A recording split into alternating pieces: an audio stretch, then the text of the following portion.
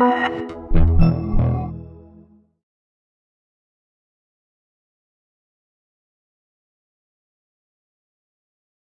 first film is by far my most favorite Dreamworks film ever, and I couldn't wait for a sequel. Once promotion started on the sequel, I began to worry that they were going to do too much.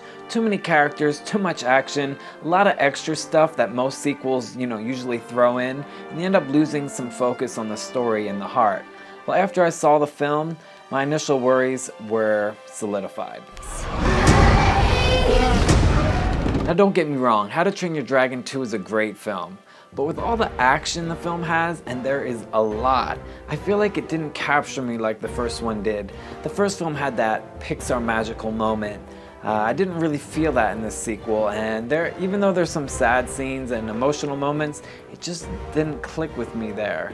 Now, the animation is the best looking animation I've ever seen. The cinematography was so epic. There were so many stunning shots in the film. They used a new lighting software that really changed the game in animation, and you will definitely be able to tell the difference. How to Train Your Dragon 2 was shot like a live action movie. It was not small scaled. There was a lot of sweeping, epic camera movements.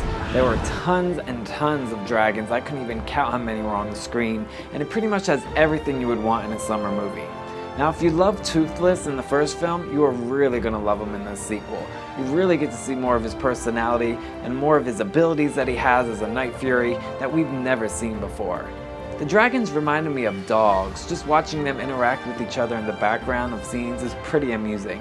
They put a lot of details into the characteristics of the dragons. Now back to the story. Now it has its moments that are touching, but again, it kind of lacked that feeling the first film had. Maybe it was because, the first film focused on Toothless and Hiccup mostly, and now it's been 5 years and, they're grown up, the dragons are bigger, and everyone's riding dragons. Kind of just changes the vibe of everything. But, it still has that initial relationship with Hiccup and Toothless.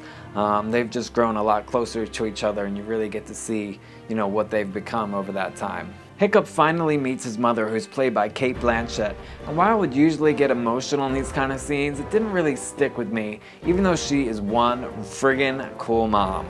Overall, the film is visually orgasmic. Toothless is better than ever, and it will make you want a dragon pet of your very own. You know that doesn't wash out. The character animation is very realistic, and the action and humor will keep your kids entertained throughout.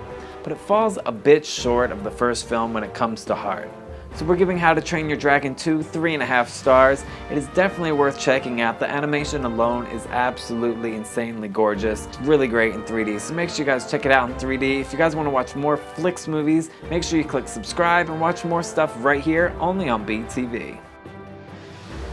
The invasion will fail, along with every soldier you are sending. We lose everything.